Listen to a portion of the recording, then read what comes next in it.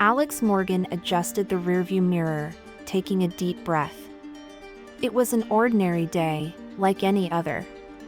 The sun shone brightly, reflecting off the city buildings, and the constant hum of Seattle traffic created a chaotic symphony. Driving for a ride-hailing app, he was barely managing to pay the bills and hold on to his fading hopes. But something in his routine was about to shift in an unexpected way. The letter had arrived in an unmarked envelope, containing a simple yet too good to be true invitation. "Congratulations, Alex Morgan. You are the winner of a brand new car in the Golden Drive sweepstakes." He had entered promotional contests before but never seriously thought he'd win. Yet the very next day, the car was there, gleaming in his driveway like an unexpected trophy. It was a sleek, modern sedan, its design blending sophistication and advanced technology. The dashboard lit up with digital controls, and the owner's manual detailed numerous smart features. It felt like driving a spaceship, Alex thought, running his fingers over the responsive steering wheel. He started using it for work, amazed by how efficient it was. The automatic features helped avoid small mistakes and made rides smoother. However, he quickly noticed the car wasn't just smart but almost intuitive. It adjusted routes before he even chose a destination, suggested stops at convenient locations, and slowed down in hazardous situations without his input. At first, he chalked it up to being more advanced technology than he was used to. But as the days went by, the thought that something more was happening started to creep into his mind. It was as if the car had a mind of its own, like it was thinking for itself. One night, while driving home, a voice emerged from the sound system. "Alex Morgan," the voice said. It was calm, almost human, but with a cold and precise tone that sent chills down his spine. He glanced at the dashboard, expecting to see some sort of error, but everything seemed normal.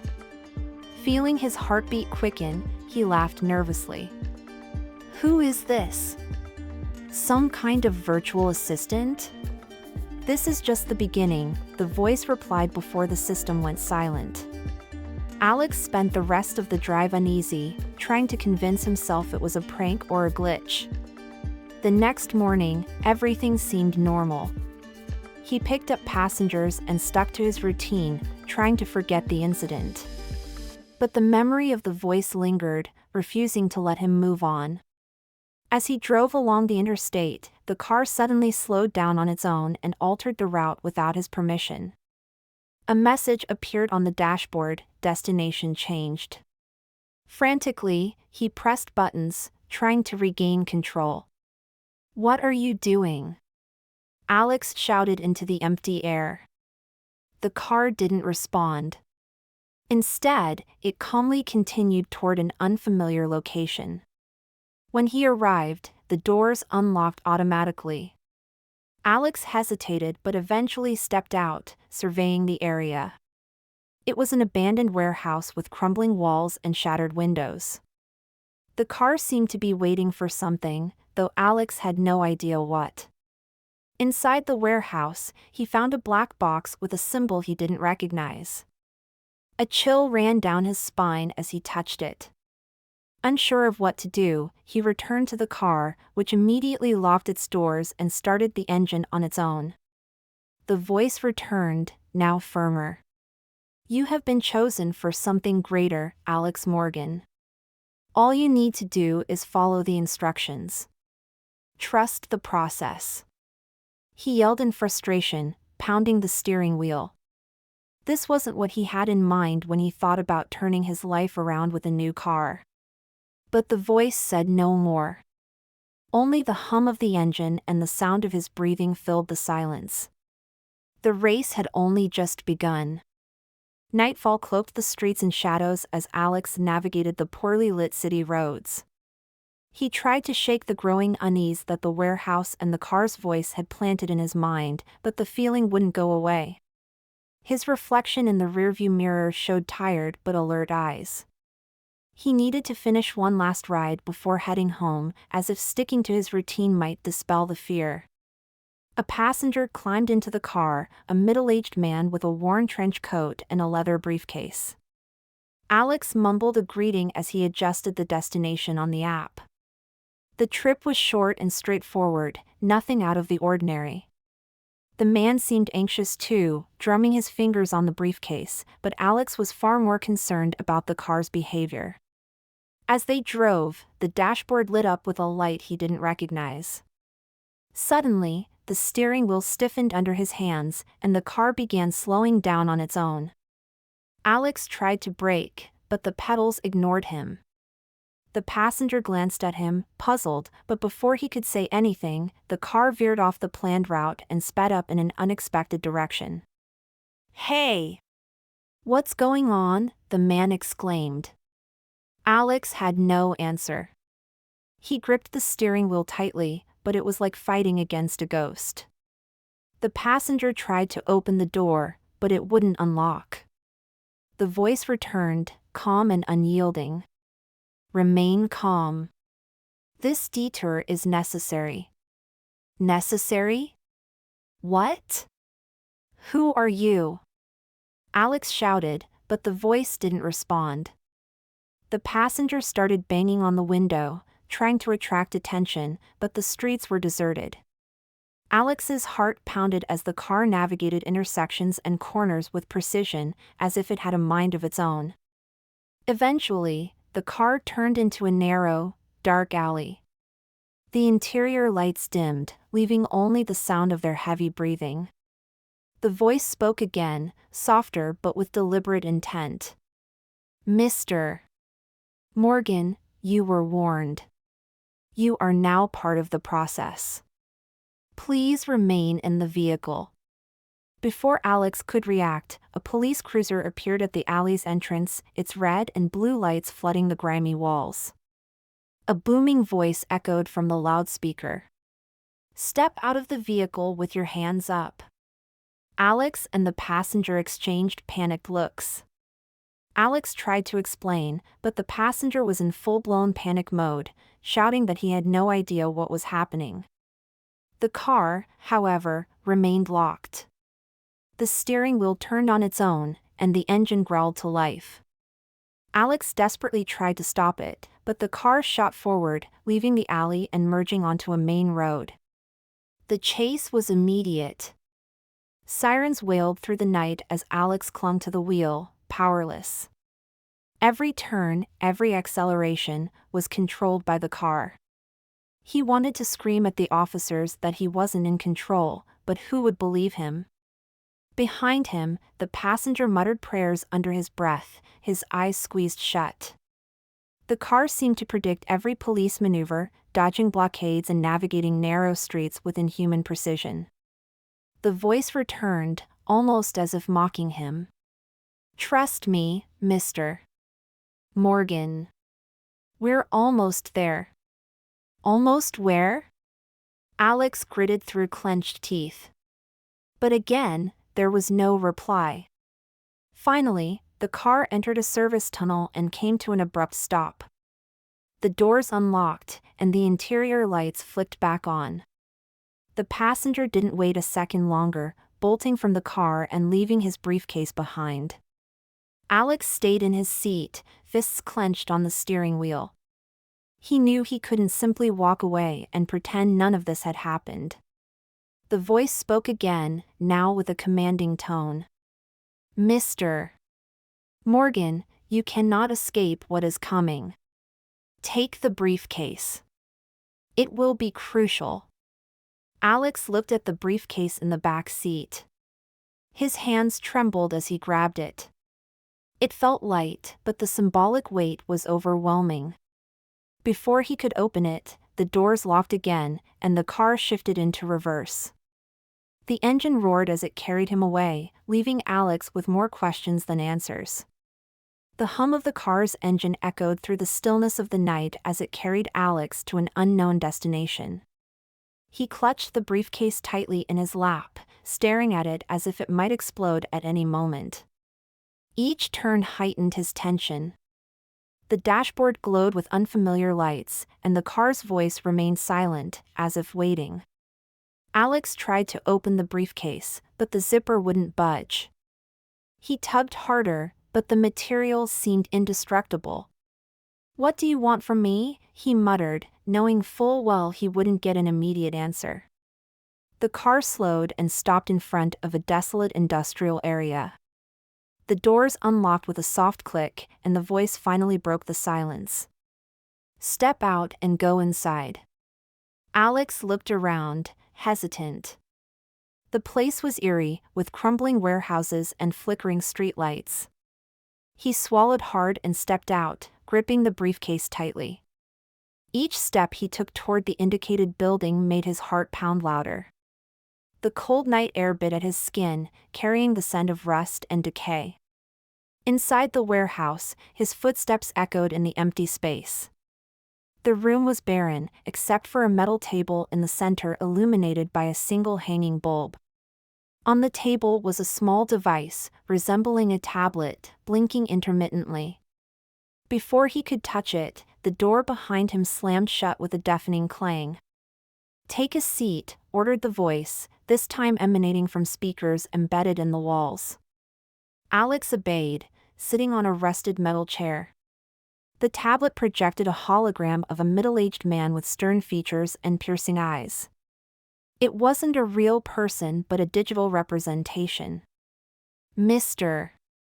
Morgan, your cooperation is essential to the success of this operation," said the hologram. Alex tried to interject, but the man continued. "You hold critical information. There are those who will stop at nothing to ensure it never reaches its destination. That is why the car is programmed to protect you at all costs." "Protect?" Alex retorted, gesturing to the briefcase. "I don't even know what's in here." The hologram seemed to pause, as if considering his words. "The contents are not your concern, but know this, they are the key to dismantling an organization that controls more than you could ever imagine.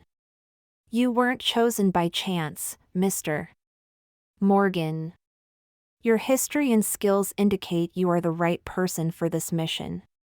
Before Alex could question what history he was referring to, a loud scraping sound interrupted them.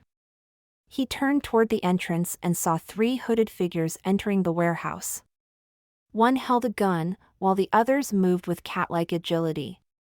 "Hand over the briefcase, and no one gets hurt," growled one of the intruders, their voice low and threatening. Alex froze. He wanted to give them the briefcase and end this nightmare, but something about the hologram's words stuck with him. This wasn't just a briefcase, it was something much bigger. He clutched it to his chest as the intruders advanced. Before they could reach him, the warehouse lights flickered wildly, and the roar of an engine filled the space.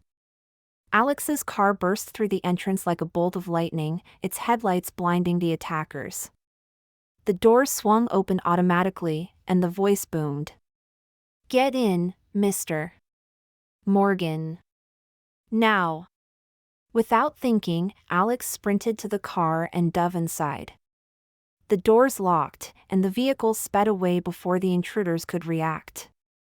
Alex looked in the rearview mirror and saw one of them raise a gun, but the car swerved sharply, dodging the shots.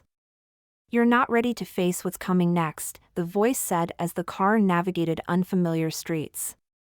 Alex's breathing was ragged, and he clutched the briefcase like a lifeline. He knew this wasn't over. In fact, it felt like it was only the beginning. The car raced down the city streets at high speed, weaving expertly through traffic. Alex leaned back against the seat, his breathing still heavy as he clutched the briefcase tightly. The silence inside the car was almost suffocating, broken only by the soft hum of the engine. He glanced at the dashboard, its lights glowing enigmatically. Finally, the voice broke the stillness. "You did well, Mr. Morgan. But there's still much to be done." "Did well?" Alex shot back, his voice trembling with anger. "I almost got killed back there." "Who were those people? Why do they want this briefcase so badly?" The voice didn't answer right away. The car entered a tunnel, its lights reflecting off the walls, creating a claustrophobic atmosphere. When the voice finally returned, it was as calm and deliberate as ever. They are part of a faction opposed to the project you now represent. The contents of the briefcase are something they fear. If revealed, it will destroy everything they stand for. And that, Mr.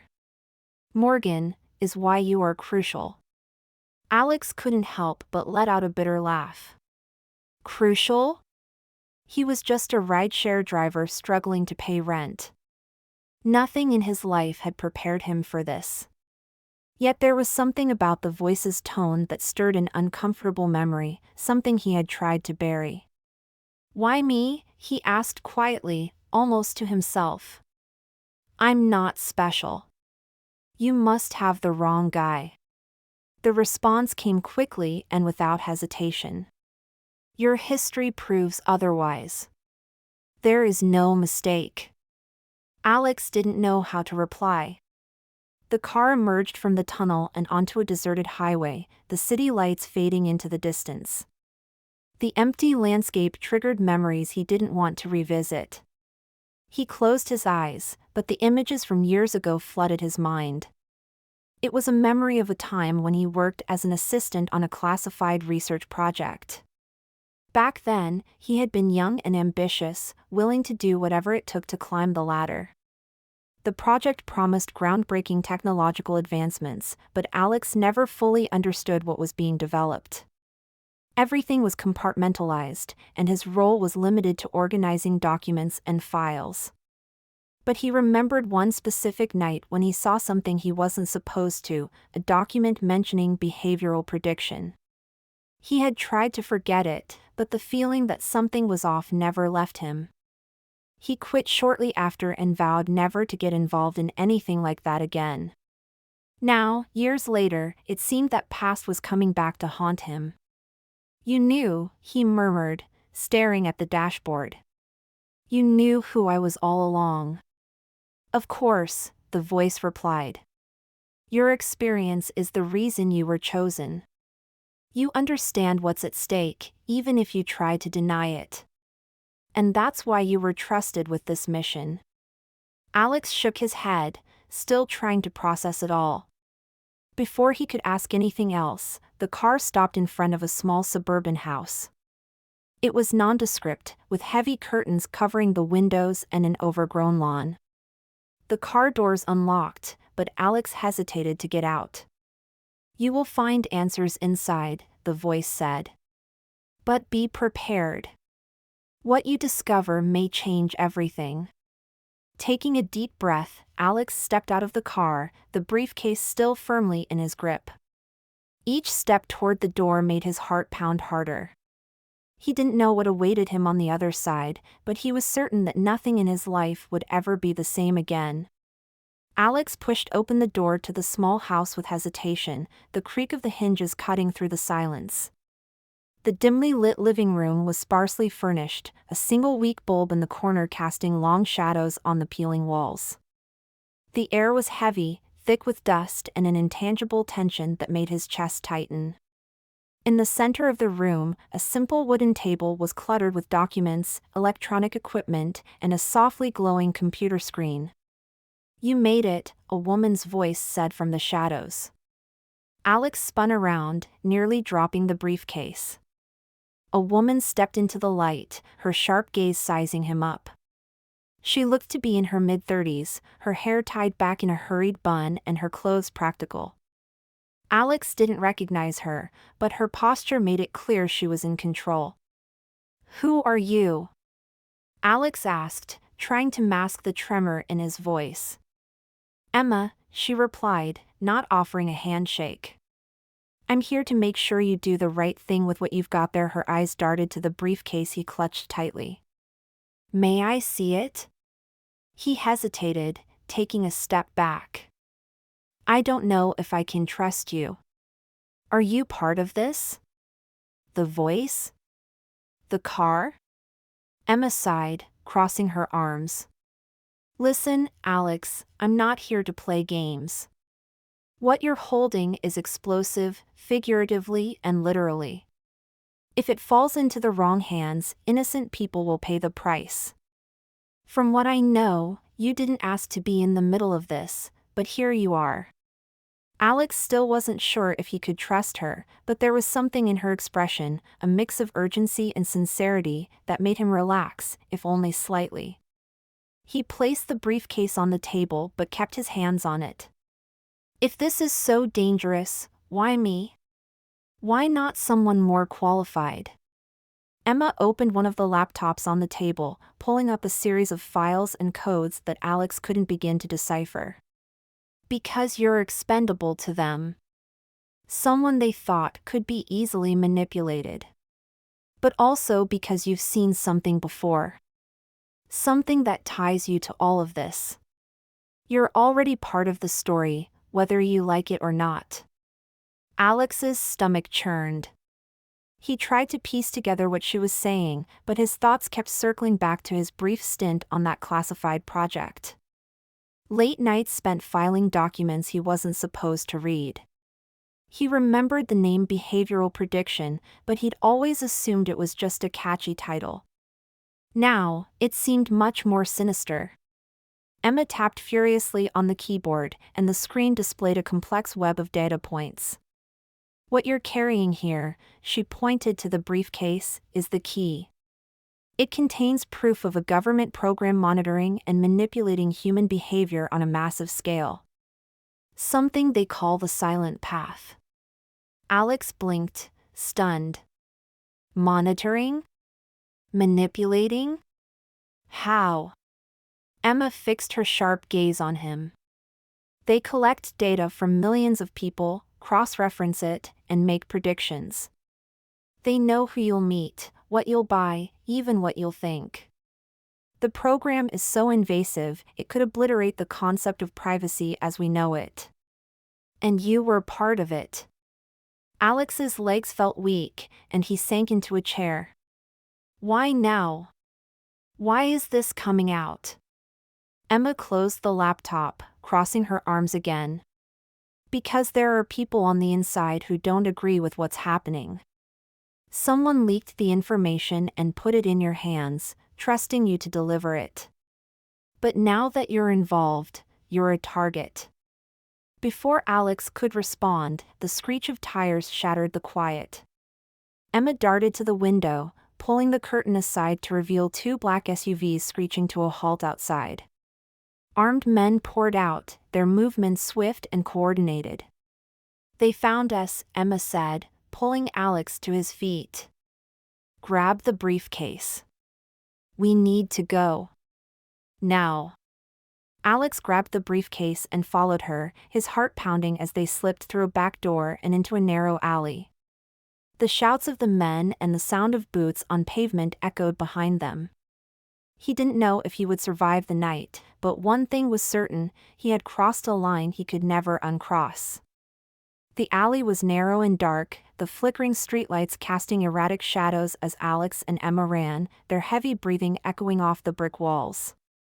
The sound of footsteps and shouts grew closer with every passing second.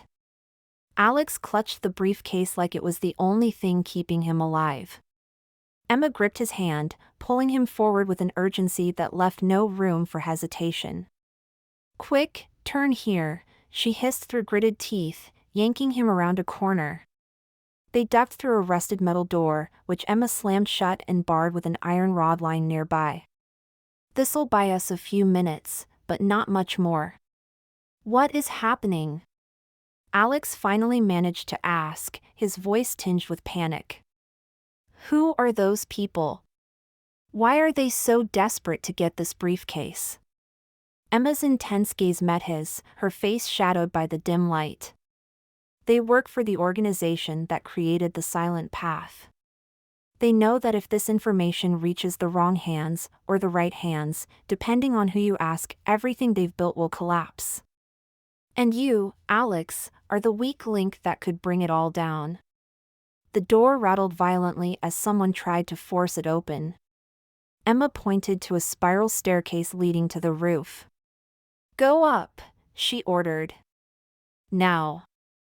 Alex obeyed, climbing the stairs with trembling legs. The cold of the metal steps seeped through his shoes as he reached the top. The rooftop was expansive, littered with debris and offering a clear view of the city's distant lights. Emma joined him moments later, shutting the hatch and piling up some metal crates to block it. "This will hold them for a little while," she said, scanning their surroundings. "But we need a plan." Alex placed the briefcase on the ground and ran his hands through his hair, trying to calm the rising panic. "I can't do this. I'm not a hero, Emma. I'm just a driver who got dragged into something way over his head. You should have picked someone else." Emma knelt in front of him, her hands gripping his shoulders. "You think I chose this? I didn't. But here we are. And now, we have the chance to do something right. What you're carrying can destroy them. You have to decide, do we destroy it now, or do we find a way to get it to the destination? The choice is yours." Before Alex could respond, the roar of a helicopter sliced through the air. A spotlight beamed down on them, blinding in its intensity. Emma cursed under her breath and dragged Alex behind a large air conditioning unit for cover. "They brought reinforcements," she said, pulling out a small handgun from her jacket. "This is it, Alex. Either we destroy the briefcase here, or we make a run for it and complete the mission. But you have to choose now." Alex's heart pounded in his chest. Destroying the briefcase would end this nightmare immediately, but it would also mean that everything Emma and others had risked would be for nothing. Delivering it could expose the truth, but at what cost? Could he trust Emma? And what would happen to him if he chose to continue? The sound of boots and shouts echoed from below. Alex closed his eyes, trying to summon courage. He knew that whatever decision he made, there would be no turning back. He opened his eyes, resolve hardening in his gaze. "We take it to the destination." Emma nodded, a mixture of relief and determination on her face. She scanned the rooftop, formulating a plan. "Then we need to move. Hold on tight."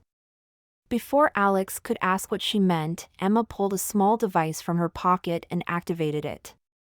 A controlled explosion rocked the rooftop, creating a distraction that forced the helicopter to back off momentarily. She grabbed Alex's arm and led him to the edge of the building, where a rope was anchored. "You go first," she said. "I'll cover you." With shaky hands, Alex grabbed the rope and began his descent, the wind biting at his face. When he reached the ground, he looked up to see Emma following closely behind. As soon as her feet hit the pavement, they ran to a car hidden in the shadows. Emma jumped into the driver's seat, started the engine, and sped off into the night. The briefcase was still in Alex's hands, but he knew the worst was yet to come. The car sliced through the winding road, leaving the city lights far behind. Alex held the briefcase tightly in his lap, the tension in his body growing with every mile. Emma drove with precision, her eyes darting between the road ahead and the rearview mirror. Neither of them spoke, but the silence was far from comforting. Finally, Emma broke it. "We're close," she said, her voice steady but laced with exhaustion. "The final destination is in an underground facility. Once we're there, you'll understand everything." Alex didn't respond immediately. He wasn't sure if he wanted to understand. All he wanted was to survive this ordeal. Yet, a part of him itched with curiosity. He needed to know why he had been chosen, what was in the briefcase, and what the silent path really was. The road narrowed, and Emma turned into a nearly invisible entrance shrouded by dense trees. After a few minutes, they arrived at a rusty iron gate that looked abandoned. Emma stepped out of the car, entered a code into a hidden panel, and the gate creaked open. "This place feels like something out of a spy movie," Alex muttered, trying to lighten the mood. Emma didn't smile. You're not far off. The car entered a dark warehouse where a massive elevator waited, large enough to transport vehicles. Emma parked and gestured for Alex to follow her. His heart raced as the elevator descended with a low hum, plunging them into a concrete abyss. When the doors finally opened, they revealed a sprawling command center. Walls were lined with monitors, and people moved hurriedly between workstations. A tall man with graying hair and an imposing presence approached them. His tailored suit was impeccable, but his sharp gaze was far more intimidating. "Mr. Morgan, welcome to the Operations Center." "I'm Jonathan Cole," he said, extending a hand. Alex hesitated before shaking it. "I'd like to say it's a pleasure, but I prefer honesty." Jonathan didn't seem fazed. He motioned for Alex to follow him to a central meeting table. Emma stayed by Alex's side, like a silent guardian. On the table was a monitor displaying the Silent Path logo and stacks of documents. "You likely have a lot of questions," Jonathan began as he took a seat. "I'll try to answer the most pressing ones. First, the briefcase you're carrying contains one of the few existing copies of the evidence incriminating the creators of the Silent Path. This program was designed to predict and control human behavior on a massive scale. It's a level of manipulation that defies ethics and freedom itself." Alex felt a chill. "Why me? Why not give this to someone more capable?" Jonathan's gaze didn't waver. "'Cause you are the perfect alibi. A regular driver, with no obvious connections, but enough experience to grasp the stakes. If anyone traced this back to us, you would be the first line of defense. They would never expect you to make it this far." Alex wasn't sure if he felt insulted or relieved. Before he could say anything, Emma placed the briefcase on the table. Jonathan opened it with deliberate care, revealing stacks of documents, hard drives, and a sleek, sophisticated-looking flash drive. He glanced at Emma, then back at Alex. "With this, we have the only chance to expose everything," Jonathan said. "But there's a problem. The moment we use this evidence, you, Mr. Morgan, will become a permanent target. They will stop at nothing to silence you." Alex's stomach churned. "And if I refuse? If I just walk away now?" Jonathan leaned forward, his expression grave. "Then everyone who died to protect this information will have done so in vain. And the world will remain under the control of an organization that values power above all else." Silence hung heavy in the room. Alex glanced at Emma, who met his gaze with unwavering intensity, as if silently urging him to choose. He knew there were no easy answers, but he also knew there was no turning back. Taking a deep breath, he nodded. "Let's do it," he said. Jonathan signaled to the team, who immediately sprang into action, connecting the devices and initiating the transfer of data. Alex watched as the evidence began uploading to a secure server, feeling the weight of his decision settle over him. He didn't know what the future held, but for the first time in days, he felt like he was in control, even if only for a moment. The monitors in the control room flashed wildly as data streamed across the screens. Alex stood still, watching lines of code and graphs fill the displays, feeling like a small piece in a vast and dangerous machine. His heart pounded, the weight of the moment pressing down on him. He knew that by the end of this night, his life would be irreversibly changed. Jonathan was on the phone, barking orders to the team, while Emma remained at Alex's side, her expression unreadable. Despite her composed demeanor, Alex sensed a flicker of uncertainty in her eyes. It unnerved him. "Do you think this will work?" he asked, breaking the heavy silence. Emma took a moment to answer. "It will," she said, her tone firm but tinged with caution. "But not without a cost. They won't stop fighting to bury this." And you'll be their first target. Before Alex could reply, the lights flickered. An alarm blared, sharp and piercing, and the monitors displayed a chilling message: intrusion detected. Jonathan dropped the phone, his face hardening as he barked at the team. "They've found us," he said, his voice cold and resolute.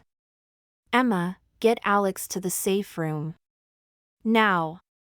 Emma grabbed Alex's arm, pulling him out of the control room.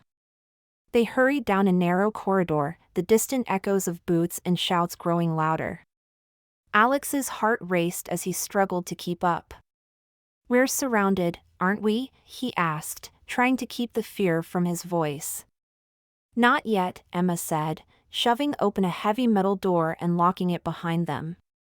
The safe room was small, reinforced with steel walls and equipped with a single monitor displaying the approaching intruders. Emma pulled a firearm from a locker and turned to Alex. "If they breach this room, do exactly as I say," she ordered. Alex nodded, but his hands were trembling. The monitor showed Jonathan and the others fighting to hold back the attackers.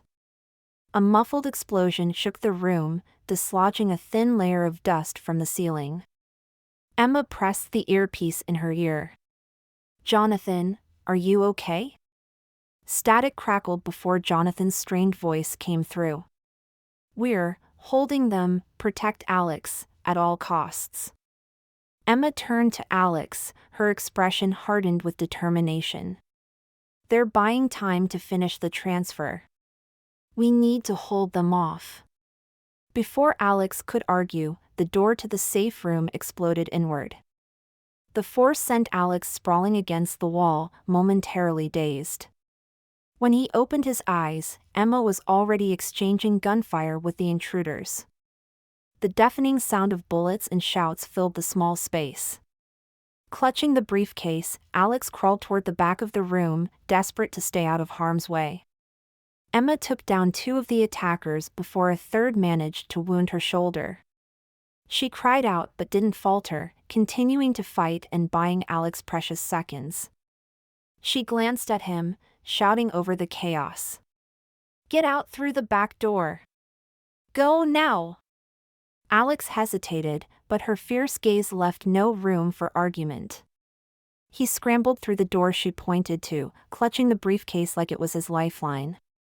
The corridor beyond felt endless, his footsteps echoing in the confined space.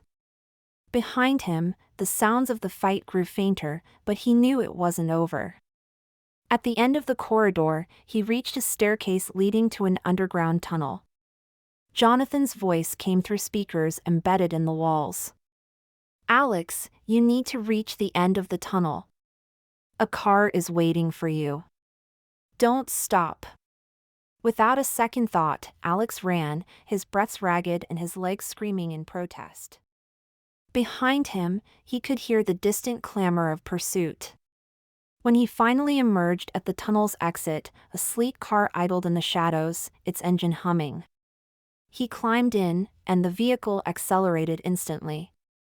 The car's familiar voice returned, calm and unwavering. "Transfer complete. The world will know the truth." Tears streamed down Alex's face, a mix of exhaustion, relief, and grief. He thought of Emma, Jonathan, and everyone who had sacrificed so much to make this moment possible. As the car disappeared into the darkness, Alex knew he'd never be the same. But for the first time, he felt like he had done something that truly mattered.